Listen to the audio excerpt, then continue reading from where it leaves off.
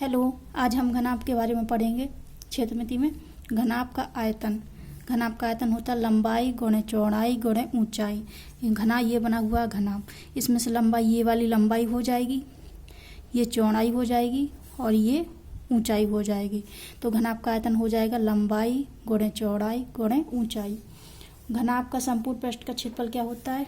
2 लंबाई गुणे चौड़ाई प्लस चौड़ाई गुणे ऊंचाई प्लस ऊंचाई गुणे लंबाई। ये हो गया घनाभ का संपूर्ण पृष्ठ का क्षेत्रफल। अब देखेंगे घनाभ का विकर्ण। ये होता है यहाँ से यहाँ तक विकर्ण, लंबाई का स्क्वायर प्लस चौड़ाई का स्क्वायर प्लस ऊंचाई का स्क्वायर। ये घनाभ का विकर्ण होता है। और एक फॉर्मूला ये होता है, घनाभ के चारों दीवारों का क्षेत्रफल क्या होता है? 2 लंबाई गुणे चौड़ाई गुणे ऊंचाई। ये ऊंचाई है। ये पूछा जाएगा चारों दीवारों का क्षेत्रफल क्या होगा, तो हो जाएगा 2 लंबाई प्लस चौड़ाई गुणे ऊंचाई। तो अब देखते हैं क्वेश्चन, देखते हैं इसकी। ये क्वेश्चन दिया गया है, एक घनाभ की लंबाई चौड़ाई एवं ऊंचाई क्रमशः कितनी दी गई है? 5 मीटर, 2 मीटर, 4 मीटर। तो घनाभ का आयतन, विकर्ण तथा संपूर्ण पृष्ठ का क्षेत्रफल क्या होगा?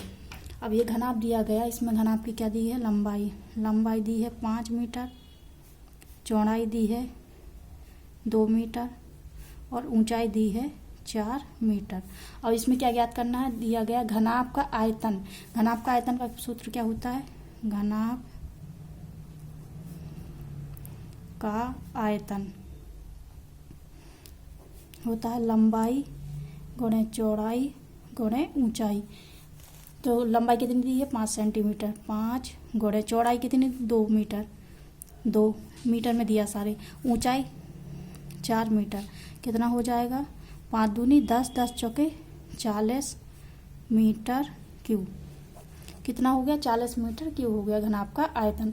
अब क्या ज्ञात करना है? घनाभ का विकर्ण ज्ञात करना है। घनाभ का विकर्ण, घनाभ का विकर्ण होता है अंडर रूट लंबाई का स्क्वायर प्लस चौड़ाई का स्क्वायर प्लस ऊंचाई का स्क्वायर। लंबाई कितनी दी गई है?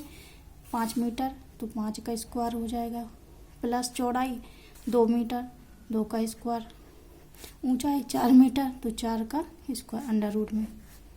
ये हो जाएगा 5 का 25, 2 का स्क्वायर 4 हो जाएगा, 4 का स्क्वायर 16 हो जाएगा। अब इसको क्या करेंगे? ऐड कर लेंगे। 16 4 कितना हो जाएगा? 20। ये 25 प्लस 20 कितना हो जाएगा? 5 4 45, अंडर रूट में 45। अब 45 को क्या वर्गमूल निकालेंगे तो कितना आ जाएगा? 9 गुणे 5 अंडर रूट में। ये 9 कितना निकल आएगा? 3 गुणे 3 लिख सकते हैं, ये रहेगा 5। तो वर्गमूल में क्या होता है? 2 का जोड़ा रहता है तो 1 निकल आएगा, तो कितना निकल आएगा? 3√5। अब ये 5 अकेला, तो 5 नहीं निकलेगा, तो ज्यों कहते हैं रख देंगे। ये क्या होगा? हमारा घना विकर्ण निकल आया मीटर। अब क्या ज्ञात करना? इसमें ज्ञात करना संपूर्ण पृष्ठ का क्षेत्रफल क्या होगा? संपूर्ण पृष्ठ का क्षेत्रफल। घनाभ के संपूर्ण पृष्ठ का क्षेत्रफल का फॉर्मूला क्या होता है? ये है 2 लंबाई गुणे चौड़ाई प्लस ऊंचाई, चौड़ाई गुणे ऊंचाई प्लस ऊंचाई गुणे लंबाई। तो यहाँ लिख लेते हैं L2 LB plus BH plus HL। 2 लंबाई कितनी दी गई है? 5 मीटर, 5 गुणे चौड़ाई कितनी है? 2 मीटर प्लस चौड़ाई कितनी दी गई है? 2 मीटर, ऊंचाई 4 मीटर प्लस ऊंचाई दी है 4 मीटर, लंबाई कितनी दी गई है? 5 मीटर। अब इन सबका गुणा कर लेंगे। 2 5 दूनी 10, 4 दूनी 8, 5 चौके 20। ये हो जाएगा 20 और 30 38, 2 गुणे 38। अब इनका गुणा कर देंगे। 8 दूनी 16 की 6, 3 दूनी 6, 7 मीटर स्क्वायर। संपूर्ण पृष्ठ का क्षेत्रफल कितना आ गया? 76 मीटर स्क्वायर। आइए क्वेश्चन और देख लेते हैं। देखिए क्वेश्चन ये दिया, एक कमरे की लंबाई चौड़ाई तथा ऊंचाई क्रमशः कितनी 10 सेंटीमीटर है, 12 सेंटीमीटर और 15 सेंटीमीटर हो तो उस कमरे के चारों दीवारों का क्षेत्रफल कितना होगा एवं आयतन और संपूर्ण पृष्ठ का क्षेत्रफल ज्ञात करना है। तो देख लेते हैं पहले लंबाई कितनी है। लंबाई दी गई है 10 सेंटीमीटर, चौड़ाई 12 सेंटीमीटर और ऊंचाई है 15 सेंटीमीटर। अब इसमें क्या ज्ञात करना है, तो उस कमरे की चारों दीवारों का क्षेत्रफल क्या होता है, घनाभ के चारों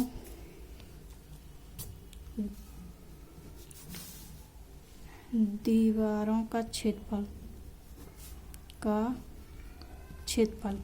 होता 2 लंबाई प्लस चौड़ाई इंटू ऊंचाई। अब क्या रख देंगे इसमें, ये वैल्यू रख देंगे तो क्या हो जाएगा, 2 लंबाई कितनी है 10 सेंटीमीटर 10, चौड़ाई कितनी है 12, ऊंचाई कितनी है 15, तो यहाँ रख देंगे 15, 2, ये इसको ऐड कर देंगे कितना हो जाएगा 10 और 12 22 गुणे 15, ये हो जाएगा 15 दूनी 30 गुणे 22। अब 0 तो लास्ट में आ जाएगा, 3 का गुणा कर देंगे 3 दूनी 6, 3 दूनी 6, ये आ गया आपका चारों दीवारों का क्षेत्रफल। अब इसमें क्या ज्ञात करना है, आयतन ज्ञात करना है। तो इसका आयतन देख लेते हैं, घनाभ का आयतन, घनाभ का आयतन क्या होता है, लंबाई गुणे चौड़ाई गुणे ऊंचाई। लंबाई कितनी दी गई है 10 सेंटीमीटर तो 10 रख देंगे, चौड़ाई कितनी है 12 सेंटीमीटर तो 12 रख देंगे, ऊंचाई कितनी है 15 सेंटीमीटर तो 15 रख देंगे। अब इनका गुणा कर लेंगे, 10 गुणे 12 गुणे 15 करेंगे तो कितना आ जाएगा, 15 दूनी 30 की 0, हाथ से लगी 1, 15 एकम 15 16, हाथ से लगी 3, 15 दूनी 30, 30 की 3, 15 एकम 15, 16 17 18, 180, 10 का गुणा कर देंगे तो कितना आ जाएगा 1800 सेंटीमीटर क्यूब। ये क्या आ गया, घनाभ का आयतन आ गया। अब हम ज्ञात करना है क्या, संपूर्ण पृष्ठ का क्षेत्रफल ज्ञात करना है घनाभ का। तो देखिए क्या होता है संपूर्ण पृष्ठ का क्षेत्रफल, घनाभ का संपूर्ण पृष्ठ का क्षेत्रफल होता है 2 लंबाई गुणे चौड़ाई प्लस चौड़ाई गुणे ऊंचाई प्लस ऊंचाई गुणे लंबाई। अब इसमें क्या करेंगे, वैल्यू पुट कर देंगे, ये 2 हो जाएगा। लंबाई कितने दी गई है 10 सेंटीमीटर ये दिया गया है, 10, चौड़ाई कितनी थी 12 प्लस चौड़ाई दी गई है 12, ऊंचाई दी गई है 15 प्लस ऊंचाई दी गई है 15, लंबाई दी गई है 10। अब इनका गुणा कर लेंगे, 2 12 का 10 में करेंगे तो 120 हो जाएगा, 15 का 12 में अभी किया था कितना आया था 180, ये 180 आ जाएगा, 15 का 10 में करेंगे तो 150 हो जाएगा। अब देखते हैं इसको जोड़ लेते हैं कितना हो जाएगा, ये 100 हो गया, 200 300 80 और 20 कितना 400 और ये 50 कितना 450, 2 गुणे 450, 45 दूनी क्या होता है 90, एक 0 था तो 0 क्या हो गया सेंटीमीटर स्क्वायर। ये आ गया घनाभ का संपूर्ण पृष्ठ का क्षेत्रफल। आई होप आप लोग को समझ में आ गया होगा। इसमें दिया गया था एक कमरे की लंबाई दी गई थी, चौड़ाई दी गई थी, ऊंचाई, और इसमें क्या उस कमरे की चारों दीवारों का क्षेत्रफल कितना होगा और आयतन संपूर्ण पृष्ठ का क्षेत्रफल। तो लंबाई दी गई थी 10 सेंटीमीटर, चौड़ाई दी गई थी 12 सेंटीमीटर, ऊंचाई दी गई थी 15 सेंटीमीटर। तो घनाभ की चारों दीवारों का क्षेत्रफल का फॉर्मूला होता है 2 लंबाई प्लस चौड़ाई गुणे ऊंचाई। यहाँ रख दिए तो कितना आ गया 660, ये हो जाएगा सेंटीमीटर स्क्वायर। और ये घनाभ का आयतन है, लंबाई गुणे चौड़ाई गुणे ऊंचाई, तो इसको वैल्यू रख दी, ये आ गया। घनाभ का संपूर्ण पृष्ठ का क्षेत्रफल क्या होता है 2 लंबाई गुणे चौड़ाई प्लस चौड़ाई गुणे ऊंचाई प्लस ऊंचाई गुणे लंबाई, ये रख दिया तो कितना आ गया 900 सेंटीमीटर स्क्वायर। अब एक क्वेश्चन और देख लेते हैं। देखिए क्वेश्चन ये दिया गया है, घनाभ की लंबाई कितनी है 16 सेंटीमीटर, चौड़ाई है 12 सेंटीमीटर और ऊंचाई दी गई है 15 सेंटीमीटर। तो सबसे बड़े विकर्ण की लंबाई ज्ञात करना है।